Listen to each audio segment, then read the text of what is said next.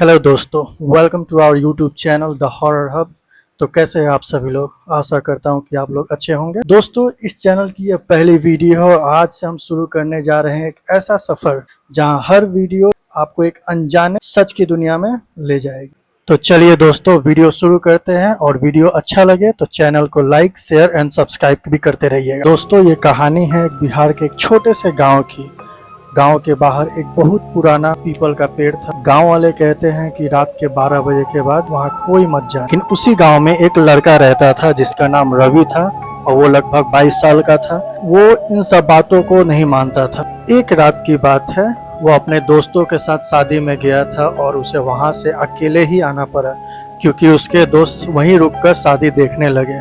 और रवि को शादी से लौटने में काफी रात हो गई।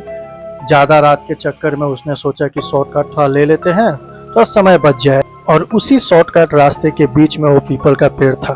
रात के करीब 12:15 बज रहा था। चारों तरफ गहरा सन्नाटा था। रवि जैसे ही उस पीपल के पेड़ के नीचे पहुंचा, उसकी गाड़ी वहीं पे बंद हो गई। वह बहुत प्रयास किया स्टार्ट होने की, लेकिन वो स्टार्ट नहीं हो रही थी। करके तभी उसे उस पेड़ के नीचे एक सफेद साड़ी में कोई बैठा नजर आया। पहले उसे लगा ये मेरा वहम था, फिर थोड़ा ठीक से देखा तो सही में वहाँ पे कोई बैठा हुआ नजर आया। फिर वह मदद के लिए आगे बढ़ा और उसके पास जाकर बोला, बहन जी आप ठीक तो है ना? उधर से कोई जवाब नहीं आया। उसके बाद रवि थोड़ा और पास गया। तभी वो औरत धीरे धीरे खड़ी हुई।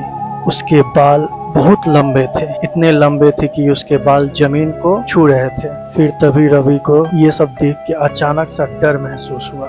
फिर वो वापस अपनी बाइक के पास आकर बाइक स्टार्ट करने लगा और इस बार एक ही बार में बाइक स्टार्ट हो गई। जैसे ही बाइक स्टार्ट हुई, रवि बिना कुछ देखे बाइक पे बैठ के तेजी से निकल गया। करीब 2 किलोमीटर आगे जाकर राहत की सांस ली। लेकिन तभी उसकी नजर अपने बाइक के शीशे पर पड़ी और उसने देखा कि वही औरत उसके बाइक के पीछे बैठी हुई थी। ऐसा देखते ही रवि का खून अचानक जम सा गया। फिर उसने तुरंत पीछे देखा और पीछे कोई नहीं था।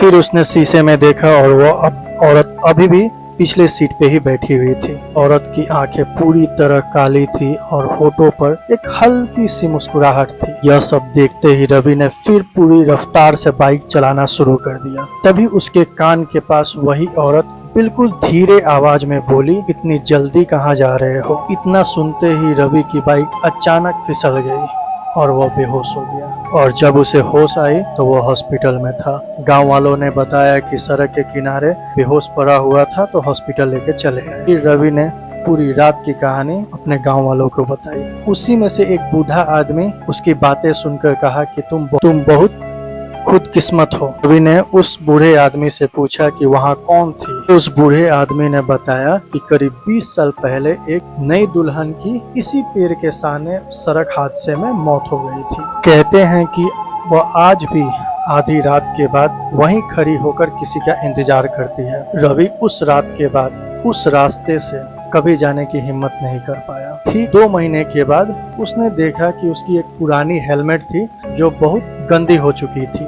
तो वह सोचा कि इसको साफ कर लेता हूँ। और जैसे ही वह हेलमेट को साफ किया, उसके शीशे पर उसका चेहरा साफ नजर आ रहा था और उसके ठीक पीछे वही सफेद साड़ी वाली वो औरत खड़ी होकर मुस्कुरा रही थी।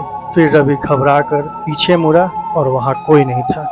दोबारा शीशे की तरफ देखा तो शीशे पर लिखा हुआ था कि मैं अब भी तुम्हारे साथ हूँ। उस दिन के बाद रवि ने उस हेलमेट को हमेशा के लिए फेंक दिया। गांव वाले कहते हैं कि आज भी आधी रात को उस पीपल के पेड़ के पास से कोई भी गुजरता है तो उसे उस औरत की आवाज सुनाई देती है। तो वो औरत बोलती है, जरा मुझे भी साथ ले चलो।